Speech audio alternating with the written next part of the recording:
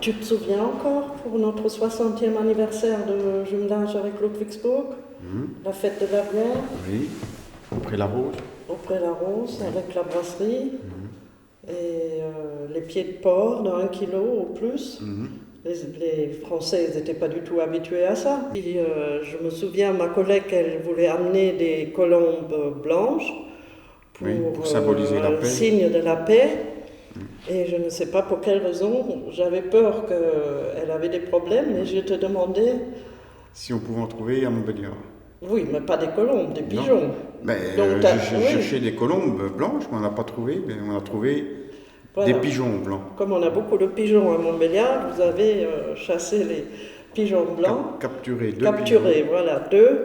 Et effectivement, le jour où ils sont tous arrivés, les deux mères, il n'y avait pas de colombes de l'Allemagne, donc vous avez Deux amené pigeons les pigeons blancs. qui ressemblent, hein, c'est pareil. Oui, mais quand les mères, M. Spetz et puis M. Elias voulaient faire partir Oui. les pigeons, ils ne voulaient plus Ils voulaient partir plus parce s'envoler. qu'ils étaient bien nourris dans leur cage.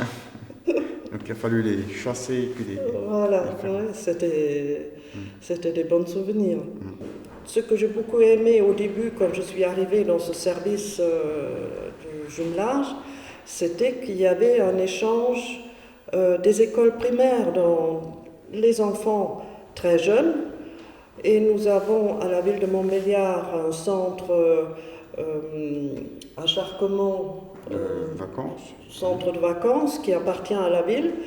Et donc les petits Montbéliardais, une classe de petits Montbéliardais de primaire allait là-bas et une petite classe de Ludwigsburg de même âge qui venait aussi à Charquemont et puis ils passaient une semaine de vacances ensemble. Bien sûr, les enfants ne parlaient pas du tout la langue des autres, mais le personnel responsable là-bas, ils ont fait des petites lexiques pour apprendre la nature à ces enfants.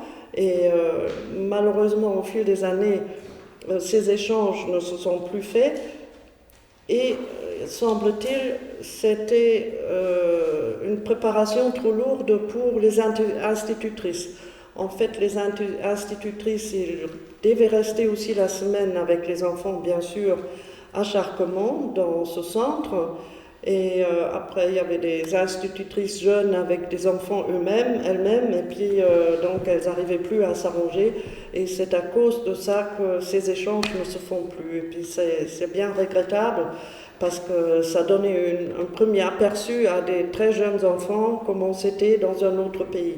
Et on n'a jamais eu des problèmes, personne ne pleurait, personne n'était perdu, ça s'est vraiment très bien passé. C'est là qu'on s'aperçoit que le jumelage tient souvent à des personnes, Ah, ça, à la motivation des personnes ça c'est qui sûr encadrent ou qui ouais, se sentent concernées. tous les échanges qui se font, c'est vraiment grâce à l'amitié des responsables, soit des présidents des associations, soit les professeurs qui se connaissent bien et puis qui s'apprécient, les services qui s'apprécient.